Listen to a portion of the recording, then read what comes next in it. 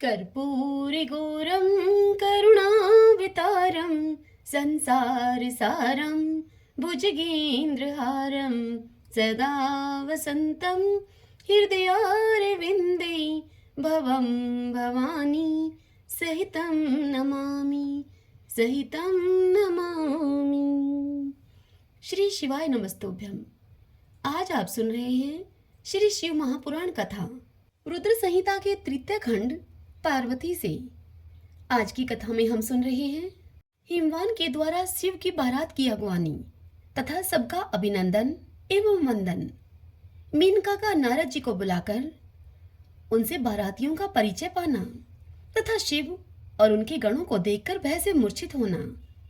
मैना का विलाप, शिव के साथ कन्या का विवाह न करने का हठ करना, देवताओं तथा श्री विष्णु का उनको समझाना तथा उनका सुंदर रूप धारण करने पर ही शिव को कन्या देने का विचार प्रकट करना, भगवान शिव का अपने परम सुंदर दिव्य रूप को प्रकट करना, मैना की प्रसन्नता और क्षमा प्रार्थना करना तथा पूर्वासिनी स्त्रियों का शिव के रूप का दर्शन करके जन्म और जीवन को सफल बनाना।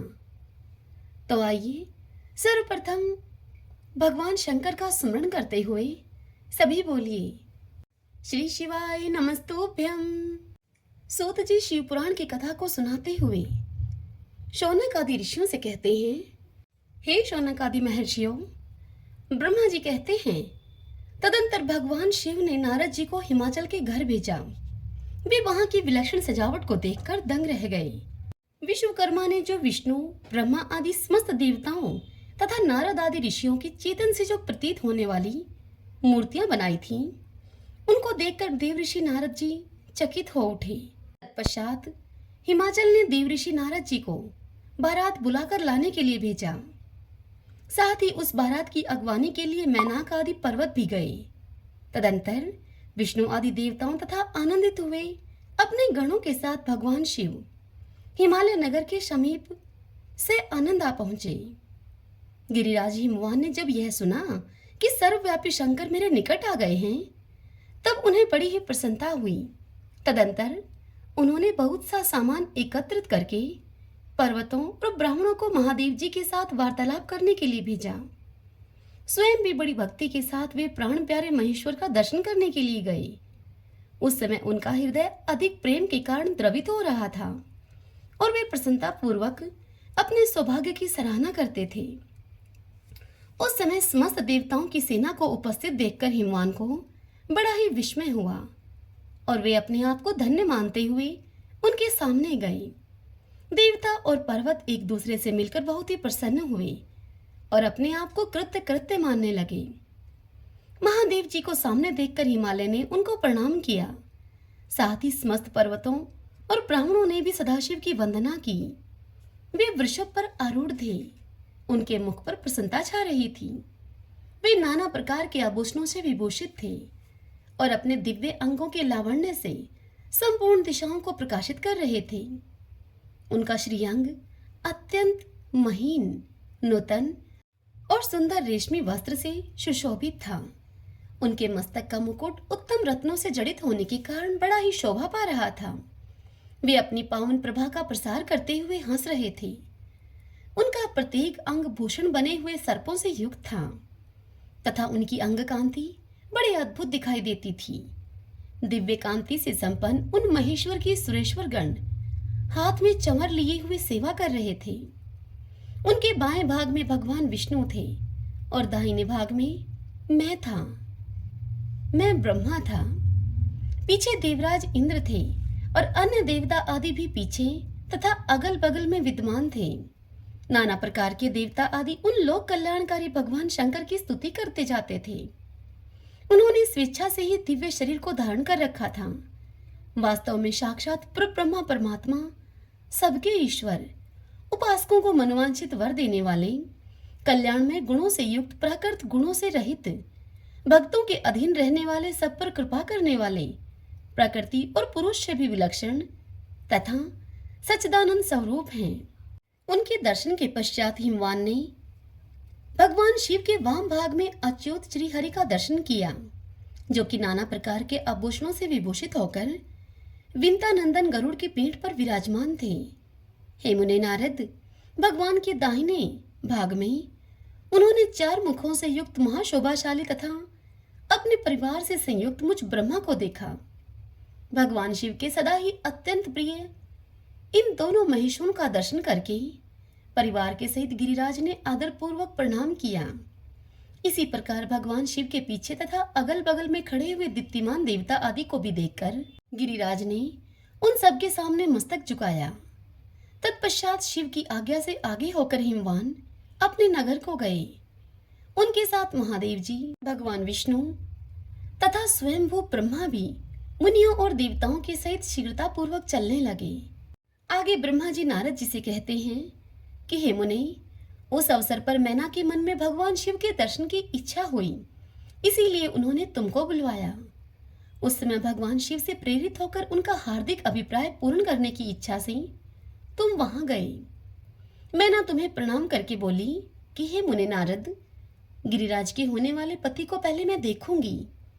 शिव का कैसा रूप है जिनके लिए मेरी बेटी ने ऐसा उत्कृष्ट तपस्या की है।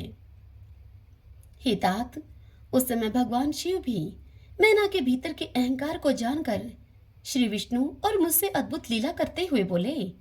शिव ने कहा, हे तात, आप दोनों मेरी आज्ञा से देवताओं के सहित अलग अलग होकर गिरिराज के द्वार पर चलिए और हम पीछे से आएंगे। यह सुनकर भगवान श्री हरि ने सब देवताओं को बुलाकर वैसा ही करने के लिए कहा। शिव के चिंतन में तत्पर रहने वाले समस्त देवताओं ने शीघ्र वैसी ही व्यवस्था करके उत्सुकता पूर्वक वहां से पृथक पृथक यात्रा की। हे मुने नारद, मैं ना अपने मकान के सबसे ऊपरी भवन में तुम्हारे साथ खड़ी थी। उस समय भगवान विश्वेश्वर ने अपने को ऐसी वेशभूषा में दिखाया जिससे कि मैना के हृदय को ठेस पहुंचे। सबसे पहले बारात के जुलूस में विविध वाहनों पर विराजित खूब सजे धजे बाजे गाजे के साथ पताकाएं फहराते हुए वसु आदि गंधर्व आए। फिर मणिग्रीव आदि यक्ष आए। तदंतर कर्म से यमराज, निररति, वरुण, वायु, कुबेर, ईशान, देवराज इंद्र, चंद्रमा, सूर्य, भृगु आदि मुनीश्वर तथा ब्रह्मा आए। ये सब उत्तरोत्तर एक से एक विशेष सुंदर शोभायमान रूप गुण से संपन्न थे। इनमें से प्रत्येक दल के स्वामी को देखकर मैना पूछती थी, क्या ये ही शिव हैं? तब नारद जी उनसे कहते कि यह तो शिव के सेवक हैं। मैना यह सुनकर बड़ी ही प्रसन्न होती और हर्ष में भरकर मन ही मन यह कहती कि ये उनके सेवक ही जब इतने सुंदर हैं, तब वे सबके स्वामी शिव, वो तो पता नहीं कितने सुंदर होंगे। इसी बीच में वहां भगवान विष्णु पधारे। वे संपूर्ण शोभा से संपन्न, श्रीमान, नूतन जलधर के समान श्याम और 4 भुजाओं से संयुक्त थे। उनका लावण्य करोड़ों कंदर्पों को लज्जित कर रहा था। वे पीतांबर धारण करके अपनी सहज प्रभा से प्रकाशित हो रहे थे। उनके सुंदर नेत्र प्रफुल्ल कमल की शोभा को छीने लेते थे। उनकी आकृति से शांति बरस रही थी। पक्षीराज गरुड़ उनके वाहन थे। शंख, चक्र आदि लक्षणों से युक्त मुकुट आदि से विभूषित, वक्षस्थल में श्रीवत्स का चिन्ह धारण किए हुए वे लक्ष्मीपति विष्णु अपने अप्रमेय प्रभा पुंज से प्रकाशमान थे। उन्हें देखते ही मैना के नेत्र अब चकित हो गए। वे बड़े हर्ष के साथ नारद से बोले कि अवश्य ही मेरी शिवा के पति साक्षात भगवान शिव हैं, ये इसमें संशय नहीं है। हे मुने नारद, तुम भी लीला करने वाले ही ठहरे। अतः मैना की इस बात को सुनकर तुम उनसे बोले कि देवी, ये शिवा के पति नहीं हैं, अपितु भगवान केशव हरि हैं। भगवान शंकर के संपूर्ण कार्यों के अधिकारी तथा उनके प्रिय हैं ये। पार्वती के पति जो दुल्हा शिव हैं, उन्हें इनसे भी बढ़कर समझना चाहिए तुम्हें। उनकी शोभा का वर्णन मुझसे नहीं हो सकता। वे ही संपूर्ण ब्रह्मांड के अधिपति, सर्वेश्वर तथा स्वयं प्रकाश परमात्मा हैं। ब्रह्मा जी इस कथा को सुनाते हुए नारद जी से कहते हैं कि हे नारद, तुम्हारी इस बात को सुनकर मैना ने उन शुभ लक्षणा उमा को महान धन वैभव से संपन्न, सौभाग्यवती तथा तीनों कुलों के लिए सुखदायिनी माना। वे मुख पर प्रसन्नता लाकर प्रीति युक्त हृदय से अपने सर्वाधिक सौभाग्य का बारंबार वर्णन करती हुई बोली। मैना ने कहा कि इस समय मैं पार्वती को जन्म देने के कारण सर्वथा धन्य हो गई। ये गिरीश्वर भी धन्य हैं तथा मेरा सब कुछ परम धन्य हो गया।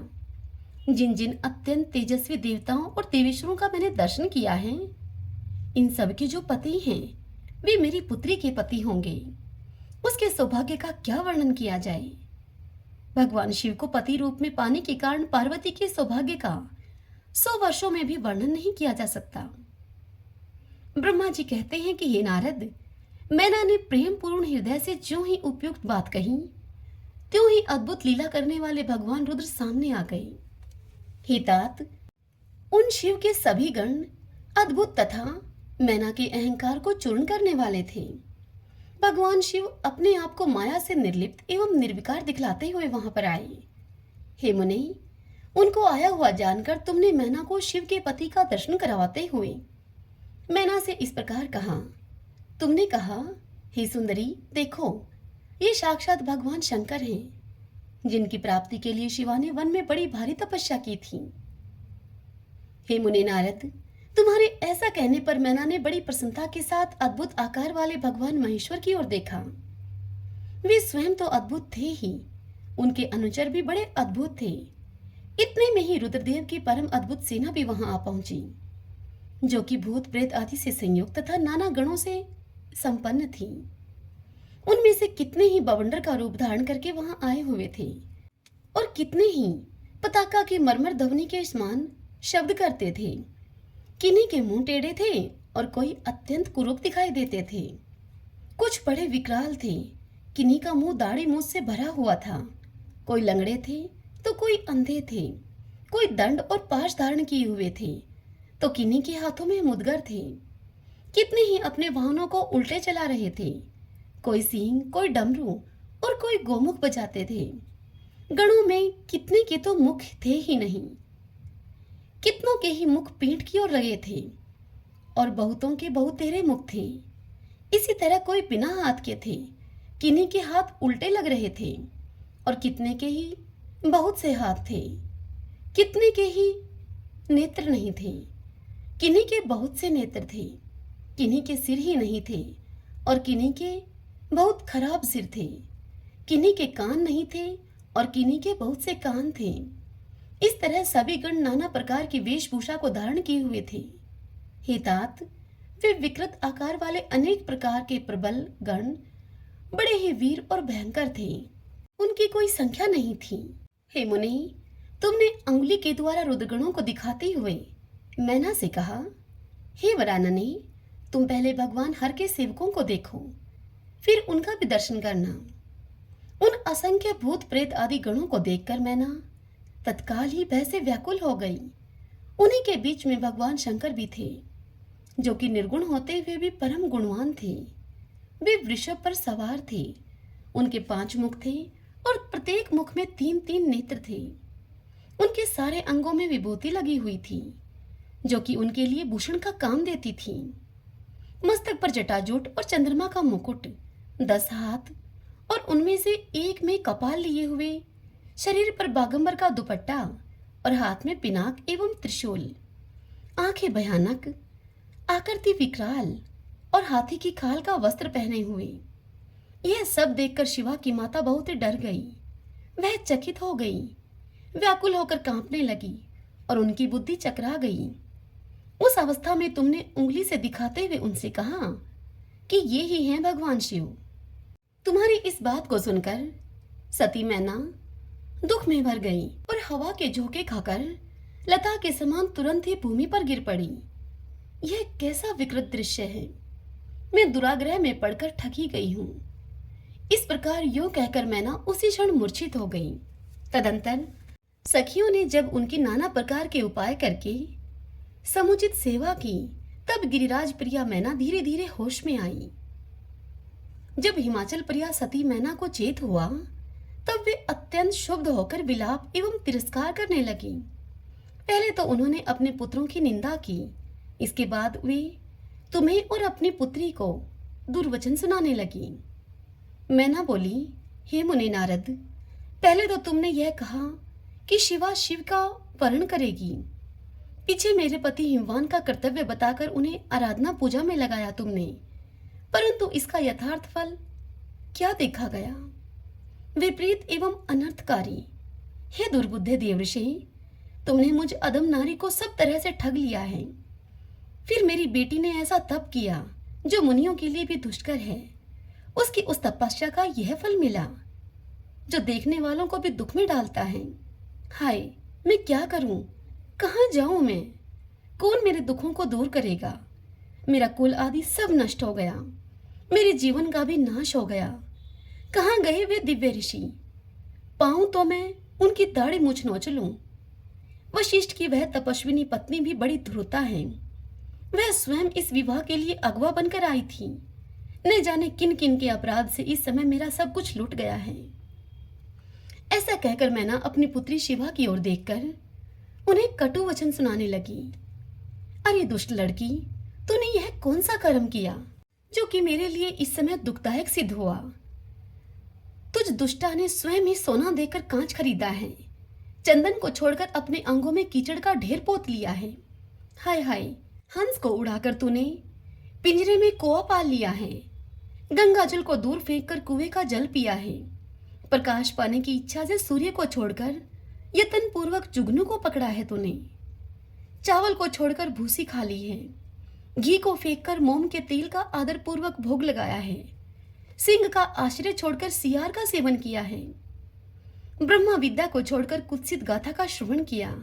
हे बेटी, तूने घर में रखी हुई यश की मंगलमय विभूति को दूर हटाकर चिता की अमंगलमय राख अपने पल्ले बांध ली, क्योंकि समस्त श्रेष्ठ देवताओं और विष्णु आदि परमेश्वरों को छोड़कर अपनी कुबुद्धि के कारण शिव को पाने के लिए ऐसा कठोर तप किया।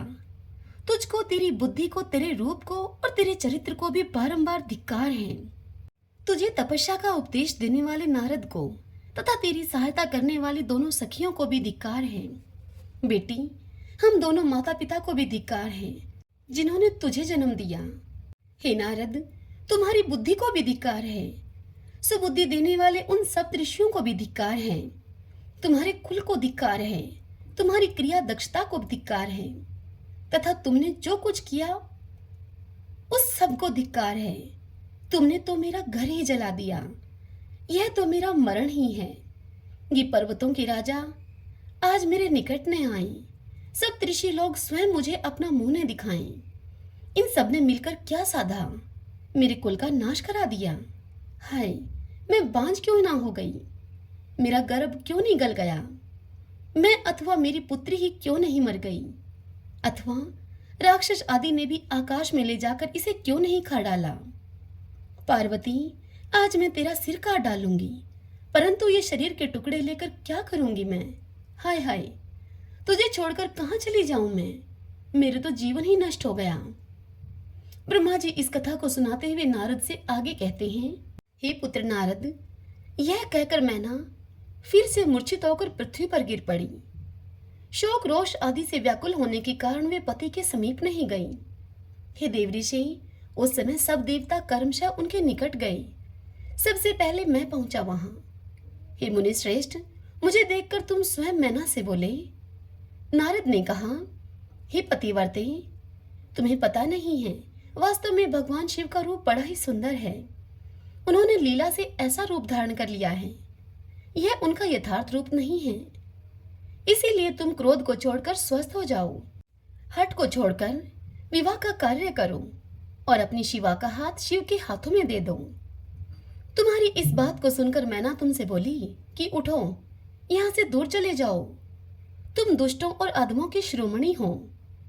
मैना के ऐसा कहने पर मेरे साथ इंद्र आदि सब देवता एवं दिगोपाल कर्मशः आकर यूं बोले, पितरों की कन्या ही मैंने, तुम हमारे वचनों को प्रसन्नता पूर्वक सुनो।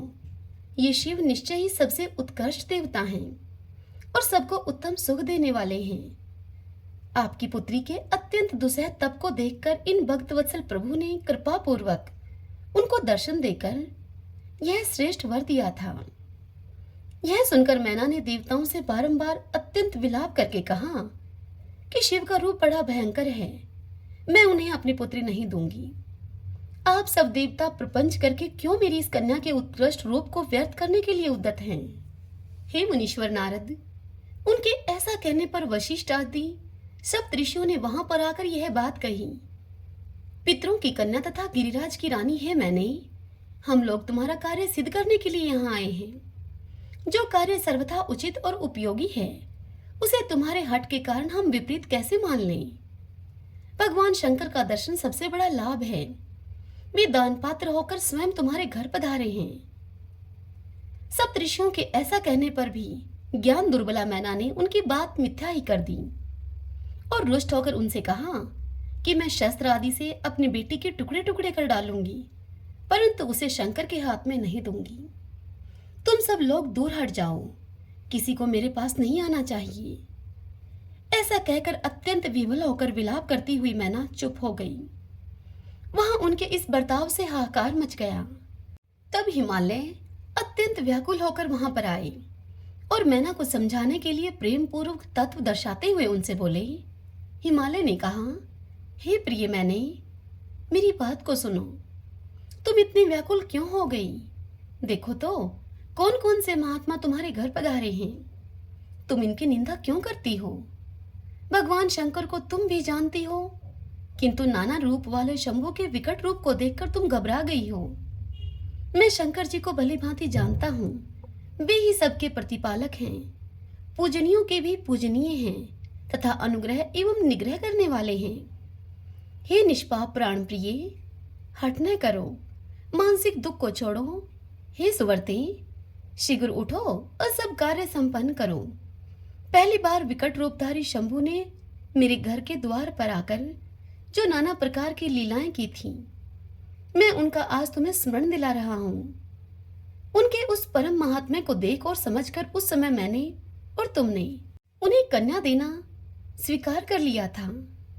हे प्रिय, अपनी उस बात को प्रमाण मानकर तुम अब सार्थक करो। इस बात को सुनकर शिवा की माता मैना हिमालय से बोली, हे नाथ, मेरी बात को सुनिए और सुनकर आपको वैसा ही करना चाहिए। आप अपनी पुत्री पार्वती के गले में रस्सी बांधकर इसे बेखटक पर्वत से नीचे गिरा दीजिए, परंतु मैं इसे हर के हाथ में नहीं दूंगी। अथवा हे नाथ, अपनी इस बेटी को ले जाकर निर्दयता पूर्वक आप समुद्र में डुबो दीजिए। हे गिरिराज, ऐसा करके आप पूर्ण सुखी हो जाइए।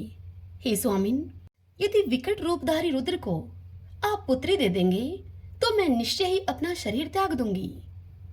मैना ने जब हठ पूर्वक ऐसी बात कही तब पार्वती स्वयं आकर यह रमणीय वचन उनसे बोली। पार्वती ने कहा, माँ, तुम्हारी बुद्धि तो बड़ी शुभकारक है, किंतु इस समय तुम विपरीत कैसे हो गई? धर्म का अवलंबन करने वाली होकर भी तुम धर्म को कैसे छोड़ रही हो? ये रुद्रदेव सबकी उत्पत्ति के कारणभूत साक्षात ईश्वर हैं, इनसे बढ़कर दूसरा कोई नहीं है। समस्त श्रुतियों में यह वर्णन है कि भगवान शंभु सुंदर रूप वाले तथा सुखद हैं। कल्याणकारी महेश्वर समस्त देवताओं के स्वामी तथा स्वयं प्रकाश हैं। इनके नाम और रूप अनेक हैं। माताजी, श्री विष्णु और ब्रह्मा आदि भी इनकी सेवा करते हैं। ये सबके अधिष्ठान हैं, कर्ता, हर्ता और स्वामी हैं। विकारों के इन तक पहुंच नहीं है। ये तीनों देवताओं के स्वामी अविनाशी एवं सनातन हैं। इनके लिए ही सब देवता किंकर होकर तुम्हारे द्वार पर पधारे हैं और उत्सव मना रहे हैं। इससे बढ़कर सुख की बात और क्या हो सकती है? अतः यत्न पूर्वक आप उठो और जीवन को सफल करो। मुझे इन शिव के हाथ में आप सौंप दो और अपने गृहस्थ आश्रम को आप सार्थक करो। माँ, मुझे परमेश्वर शंकर की सेवा में दे दो। मैं स्वयं तुमसे यह बात कहती हूँ। तुम मेरी इतनी सी विनती मान लो। यदि तुम इनके हाथ में मुझे नहीं दोगी तो मैं किसी दूसरे वर का वर्ण नहीं करूंगी, क्योंकि जो सिंह का भाग है उसे दूसरों को ठगने वाला शियार कैसे पा सकता है? माँ, मैंने मन, वाणी और क्रिया के द्वारा स्वयं हर का वर्ण किया है, हर का ही वर्ण किया है। तुम्हारी जैसी इच्छा हो तुम वह करो।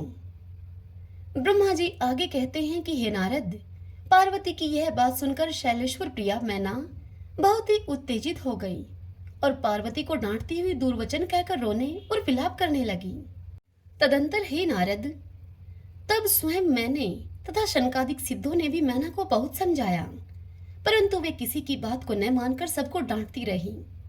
इसी बीच में उनके सुदृढ़ एवं महान हट की बात को सुनकर शिव प्रिय भगवान विष्णु भी तुरंत ही वहां पर आ पहुंचे और इस प्रकार उनसे बोले। श्री विष्णु ने मैना से कहा कि देवी, तुम पितरों की मानसी पुत्री एवं उन्हें बहुत ही प्यारी हो, साथ ही गिरिराज हिमालय की गुणवती पत्नी भी हो। इस प्रकार तुम्हारा संबंध साक्षात ब्रह्मा जी के उत्तम कुल से है। संसार में तुम्हारे सहायक भी ऐसे ही हैं। तुम धन्य हो। मैं तुमसे क्या कहूं, तुम तो धर्म की आधारभूता हो, फिर धर्म का त्याग तुम कैसे करती हो? तुम अच्छी तरह से इस बात को सोचो तो सही। संपूर्ण देवता, ऋषि, ब्रह्मा जी और मैं सभी लोग विपरीत बात तुमसे क्यों कहेंगे भला? तुम शिव को नहीं जानती। वे निर्गुण भी हैं और सगुण भी हैं, कुरूप भी हैं और स्वरूप भी हैं। सबके सेवे तथा सत्पुरुषों के आश्रय हैं वे। उन्होंने ही मूल प्रकृति रूपा देवी ईश्वरी का निर्माण किया है और उसके बगल में पुरुषोत्तम का निर्माण करके बिठाया।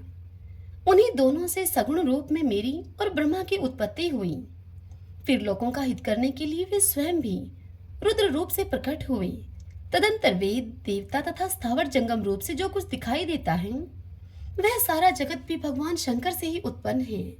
उनके रूप का ठीक ठीक वर्णन अब तक भला कौन कर सका है, अथवा कौन उनके रूप को जानता है? मैंने और ब्रह्मा जी ने भी जिनका अंत नहीं पाया, उनका पार दूसरा कौन पा सकता है? ब्रह्मा से लेकर कीट पर्यंत जो कुछ जगत में दिखाई देता है वह सब शिव का ही रूप है। तुम ऐसा जानो, इस विषय में कोई अन्यथा विचार नहीं करना चाहिए। वे ही अपनी लीला से ऐसे रूप में अवतीर्ण हुए हैं जो शिवा के तप के प्रभाव से तुम्हारे द्वार पर आए हैं। अतः हिमाचल की पत्नी, तुम दुख को छोड़ो और शिव का भजन करो। इससे तुम्हें महान आनंद प्राप्त होगा और तुम्हारा सारा कलेश मिट जाएगा। ब्रह्मा जी कहते हैं कि हे नारद, श्री विष्णु के द्वारा इस प्रकार समझाए जाने पर मेनका का मन कुछ हल्का हुआ, कुछ कोमल हुआ, परंतु शिव को कन्या न देने का हठ उन्होंने अब भी नहीं छोड़ा। शिव की माया से मोहित होने के कारण ही उन्होंने ऐसा दुराग्रह किया था। उस समय मैना ने शिव के महत्व को स्वीकार कर लिया। कुछ ज्ञान हो जाने पर उन्होंने श्री हरि से कहा कि यदि भगवान शिव सुंदर शरीर को धारण कर लें तब मैं उन्हें अपनी पुत्री दे सकती हूँ, अन्यथा कोटि उपाय करने पर भी मैं अपनी पुत्री उनको नहीं दूंगी। यह बात मैं सच्चाई और दृढ़ता के साथ कह रही हूँ। ऐसा कहकर दृढ़ता पूर्वक उत्तम व्रत का पालन करने वाली मैना शिव की इच्छा से प्रेरित होकर चुप हो गई। धन्य है शिव की माया जो सबको मुंह में डाल देती है। हे पुत्र नारद, इसी समय भगवान विष्णु से प्रेरित होकर तुम शीघ्र ही भगवान शंकर को अनुकूल बनाने के लिए उनके निकट गए और वहां जाकर देवताओं का कार्य सिद्ध करने की इच्छा से नाना प्रकार के स्तोत्रों के द्वारा तुमने रुद्रदेव को संतुष्ट किया। तुम्हारी बात को सुनकर शंभु ने प्रसन्नता पूर्वक अद्भुत, उत्तम एवं दिव्य रूप धारण कर लिया। ऐसा करके उन्होंने अपने दयालु स्वभाव का परिचय दिया। हे मुने, भगवान शंभु का वह स्वरूप कामदेव से भी अधिक सुंदर तथा लावण्य का परम आश्रय था। उनका दर्शन करके तुम बड़े ही प्रसन्न हुए और उस स्थान पर गए जहां सबके साथ मैना विद्यमान थी, और वहां पहुंचकर तुमने कहा, विशाल नेत्रों वाली हे मैने, भगवान शिव के उस सर्वोत्तम रूप का तुम दर्शन करो। यह रूप प्रकट करके उन करुणामय शिव ने तुम पर बड़ी ही कृपा की है। तुम्हारी यह बात सुनकर शैलराज की पत्नी मैना आश्चर्यचकित हो गई। उन्होंने शिव के उस परम आनंददायक रूप का दर्शन किया जो कि करोड़ों सूर्यों के समान तेजस्वी, सर्वांग सुंदर, विचित्र वस्त्रधारी तथा नाना प्रकार के आभूषणों से विभूषित था। वह अत्यंत प्रसन्न, सुंदर हास्य से सुशोभित, ललित लावण्य से लसित, मनोहर गौरपूर्ण, धुतिमान तथा चंद्रलेखा से अलंकृत था।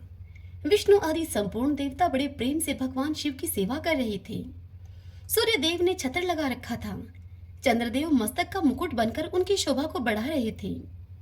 इन सब साधनों से भगवान शंकर सर्वथा रमणीय जान पड़ते थे। उनका वाहन भी अनेक प्रकार के आभूषणों से विभूषित था। उसकी महाशोभा का वर्णन नहीं हो सकता। गंगा और यमुना भगवान शिव को सुंदर चमर डुला रही थी और 8 सिद्धियां उनके आगे नाच रही थीं। हे नारद, उस समय में मैं ब्रह्मा, भगवान विष्णु तथा इंद्र आदि देवता अपने अपने वेश को भली भांति विभूषित करके पर्वतवासी भगवान शिव के साथ चल रहे थे। नाना रूपधारी शिव के गण खूब सज धज कर अत्यंत आनंदित होकर शिव के आगे आगे चल रहे थे। सिद्ध, उपदेवता, समस्त मुनि तथा अन्य सब लोग भी महान सुख का अनुभव करते हुए अत्यंत प्रसन्नता पूर्वक शिव के साथ यात्रा कर रहे थे। इस प्रकार से देवता आदि सभी लोग विवाह देखने के लिए उत्कंठित होकर खूब सज धज कर अपनी पत्नियों के साथ परब्रह्मा शिव का यशोगान करते हुए जा रहे थे।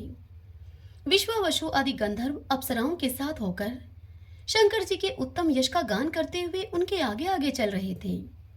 हे मुनिश्रेष्ठ नारद, महेश्वर के शैलराज के द्वार पर पधारते समय इस प्रकार वहां नाना प्रकार का महान उत्सव हो रहा था। हे मुनीश्वर, उस समय वहां परमात्मा शिव की जैसी शोभा हो रही थी, उसका विशेष रूप से वर्णन करने में कौन समर्थ हो सकता है। उन्हें वैसे विलक्षण रूप में देखकर मैना क्षण भर के लिए चित्रलिखी सी रह गई। फिर बड़ी ही प्रसन्नता के साथ वह बोली, महेश्वर, मेरी पुत्री धन्य है जिसने बड़ा भारी तप किया और उस तप के प्रभाव से आप मेरे इस समय घर पधारे हैं।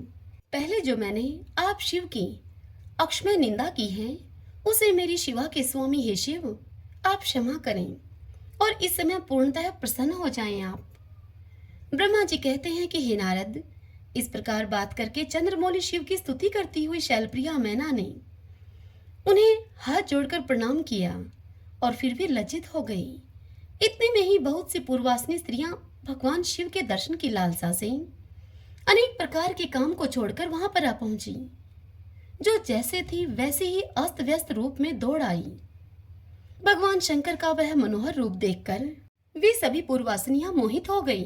शिव के दर्शन से हर्ष को प्राप्त होकर प्रेमपूर्ण हृदय वाली वे नारियां महेश्वर की उस मूर्ति को अपने मनो मंदिर में बिठाकर इस प्रकार से बोली। पूर्वासिनियों ने कहा कि अहो, हिमवान के नगर में निवास करने वाले लोगों के नेत्र आज सफल हो गए। जिस जिस व्यक्ति ने इस दिव्य रूप का दर्शन किया है निश्चय ही उसका जन्म सार्थक हो गया है। उसी का जन्म सफल है और उसी की सारी क्रियाएं सफल हैं। जिसने संपूर्ण पापों का नाश करने वाले भगवान शिव का साक्षात दर्शन किया है। पार्वती ने शिव के लिए जो तप किया है उसके द्वारा उन्होंने अपना सारा मनोरथ सिद्ध कर लिया है। शिव को पति के रूप में पाकर ये शिवा धन्य और कृत्य हो गई। यदि विधाता शिवा और शिव की इस युगल जोड़ी को सयानंद एक दूसरे से मिला न देते तो उनका सारा परिश्रम निष्फल हो जाता। इस उत्तम जोड़ी को मिलाकर ब्रह्मा जी ने बहुत अच्छा कार्य किया है। इससे सभी कार्य सार्थक हो गए। तपस्या के बिना मनुष्यों के लिए शंभु का दर्शन दुर्लभ है। भगवान शंकर के दर्शन मात्र से ही सब लोग कृतार्थ हो गए। जो सर्वेश्वर गिरजापति शंकर का दर्शन करते हैं वे सारे पुरुष श्रेष्ठ हैं और हम सारी स्त्रियां भी धन्य हैं।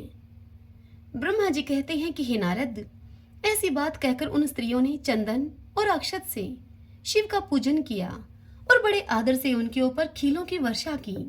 वे सब स्त्रियां मैना के साथ उत्सुक होकर खड़ी रही और मैना तथा गिरिराज के भूरी भाग्य की सराहना करती रही। हे मुनि नारद, स्त्रियों के मुख से वैसी शुभ बातें सुनकर विष्णु आदि सब देवताओं के साथ भगवान शिव को बड़ा ही हर्ष हुआ।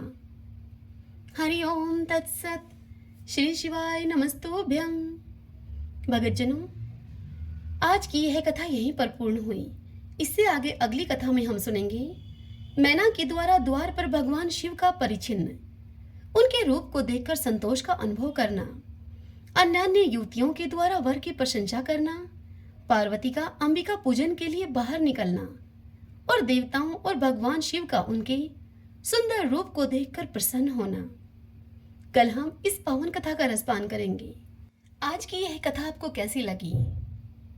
पसंद आई हो तो किसी अपने के साथ अवश्य शेयर कीजिए। एक तो शिव कथा, दूसरे भगवान शंकर और माता पार्वती के मिलन की कथा अत्यंत ही पुण्य देने वाली है। जिस प्रकार मैं आपको सुना रही हूँ उसी प्रकार आप भी किसी के साथ शेयर करके अपने किसी अन्य को सुनाइए। अत्यधिक पुण्य मिलेगा। करके देखिए। श्री शिवाय नमस्तुभ्यं।